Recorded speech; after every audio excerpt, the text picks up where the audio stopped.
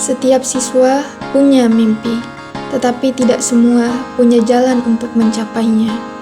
Di sekolah, pendidikan inklusi berarti membuka pintu untuk semua, tanpa perbedaan dan tanpa batas. Semua berhak belajar, bertumbuh, dan berprestasi. Karena sekolah bukan hanya tempat menimba ilmu, tetapi juga tempat menerima keberagaman. Apa yang akan terjadi apabila siswa menolak keberagaman?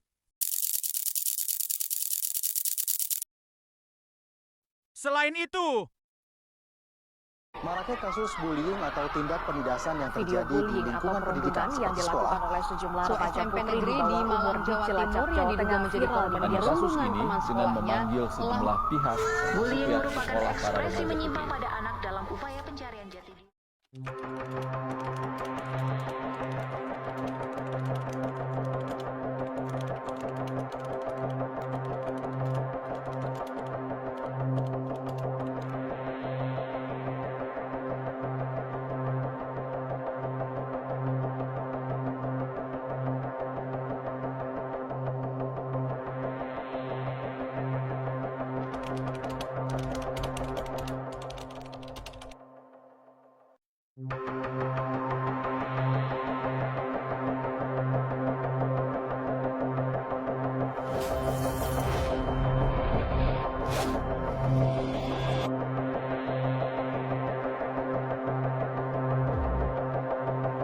Upaya yang dilakukan pihak sekolah untuk menyatukan berbagai perbedaan.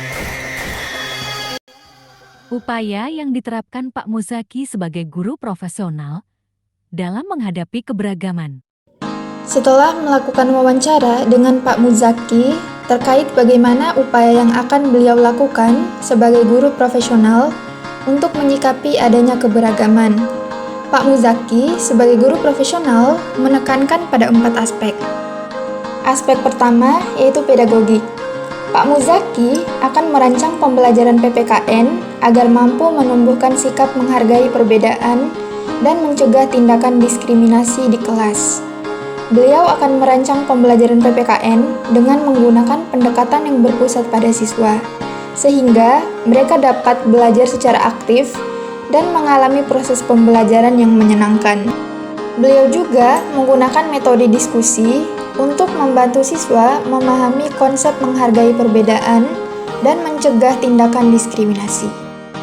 Strategi yang digunakan Pak Muzaki untuk memastikan semua siswa, termaksud yang memiliki kebutuhan khusus dan latar belakang yang berbeda, dapat berpartisipasi secara aktif. Beliau berkata akan menggunakan strategi pembelajaran yang beragam, seperti pembelajaran berbasis proyek, pembelajaran berbasis teknologi, untuk memastikan semua siswa dapat berpartisipasi secara aktif. Beliau juga akan memastikan bahwa semua siswa memiliki kesempatan yang sama untuk berpartisipasi dan memberikan kontribusi dalam proses pembelajaran. Yang kedua yaitu profesional. Cara yang dilakukan Pak Muzaki untuk memastikan materi tentang nilai kemanusiaan dan anti-diskriminasi yang diajarkan relevan dengan isu-isu aktual yang terjadi di masyarakat dengan menggunakan sumber-sumber belajar yang up-to-date, biasanya seperti berita, artikel, dan video. Pihak sekolah juga biasanya mengundang narasumber yang memiliki pengalaman dan pengetahuan di bidang tersebut untuk memberikan sosialisasi. Sumber belajar yang digunakan Pak Muzaki untuk mendukung pemahaman siswa mengenai prinsip kesetaraan dan perlindungan terhadap sesama. Beliau berkata akan menggunakan sumber belajar seperti buku, artikel, video, dan website yang relevan dengan topik kesetaraan dan perlindungan terhadap sesama. Beliau juga akan menggunakan contoh kasus yang terjadi di masyarakat untuk membantu siswa memahami konsep tersebut. Yang ketiga yaitu kepribadian. Dalam menghadapi konflik atau perbedaan pendapat di kelas, cara yang digunakan oleh Pak Muzaki untuk menjaga sikap adil dan stabilitas emosi, yakni dengan mendengarkan pendapat dan perspektif siswa, serta mencari solusi yang adil dan tepat. Beliau juga akan memastikan bahwa semua siswa merasa didengar dan dihargai. Yang terakhir yaitu sosial. Pak Muzaki menjalin komunikasi dan kerjasama dengan orang tua serta masyarakat untuk mendukung budaya sekolah yang inklusif. Dengan mengadakan pertemuan dan kegiatan lainnya yang dapat meningkatkan kesadaran dan partisipasi mereka dalam mendukung budaya sekolah yang inklusif. Selain itu, kegiatan yang pernah dilakukan oleh Pak Muzaki untuk membangun suasana kebersamaan sehingga tidak ada siswa yang merasa terpinggirkan, yakni melakukan kegiatan seperti bermain game sambil belajar, dan kegiatan sosial lainnya yang dapat meningkatkan kebersamaan dan keharmonisan di antara siswa. Terdapat dua model pembelajaran yang kami tawarkan sejalan dengan tema yang kami pilih.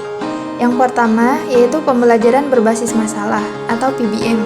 PBM memungkinkan siswa untuk memecahkan masalah yang relevan dengan kehidupan sehari-hari, sehingga meningkatkan kemampuan berpikir kritis dan analisis. Yang kedua yaitu pembelajaran berbasis inquiry. Pembelajaran berbasis inquiry memungkinkan siswa untuk mencari jawaban atas pertanyaan mereka sendiri, sehingga meningkatkan kemampuan berpikir kritis dan analisis. Perbedaan akan selalu mengikis persatuan apabila di antara kita masih belum bisa bersikap toleransi. Jadi, mulai sekarang, bersama tanpa batas, satukan perbedaan.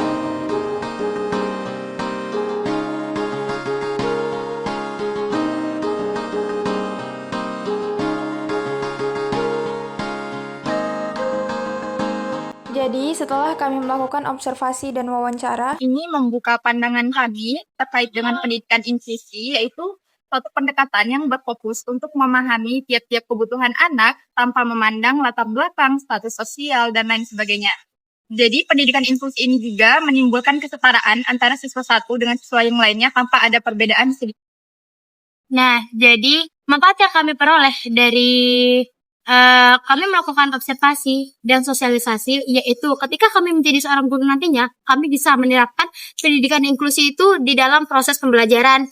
Dan dengan pendidikan inklusi ini, kami dapat mendapatkan pengetahuan yang lebih luas, di mana kami harus bersikap adil kepada setiap siswa atau peserta didik melalui keberagamannya.